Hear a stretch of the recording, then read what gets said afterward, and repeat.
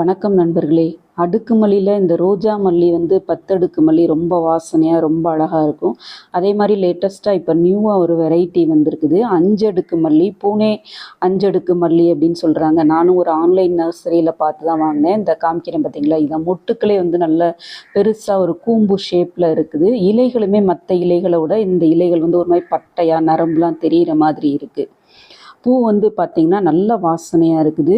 நல்ல ஒரு குட்டி ரோஜா மலர்ந்தால் எப்படி இருக்கும், ஆனால் ரோஜா மாதிரி அந்த இலைகள் வந்து பட்டையாக இல்லாமல் அந்த தாமரை இதழ்கள் மாதிரி நல்ல கூம்பு ஷேப்பில் இருக்குது.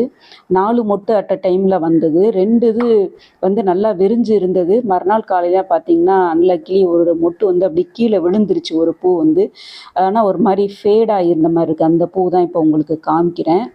அந்த சைஸ் பார்த்திங்கனாலே தெரியும், நல்ல பெரிய பூவாகவும் இருக்குது. 5 அடுக்குலையும் இருக்குது. குட்டி தாமரைப்பூ மலர்ந்த மாதிரி இருக்குது. வாசனை ரொம்ப ரொம்ப நல்லா இருக்குது. இப்போ எல்லாருமே வந்து மல்லிகைப்பூ நல்லா விதவிதமாக காமிக்கிறாங்க. எனக்கும் அந்த பார்த்து தான் வந்து நிறைய மல்லிகைப்பூ கலெக்ட் பண்ணணும்னு ஆசை. அந்த மாதிரி சர்ச் பண்ணி பார்த்ததுல தான் ஒரு ஆன்லைன் நர்சரியில் தான் சரி நம்பி வாங்குவோமே அப்படின்னு சொல்லி தான் வாங்கினேன்.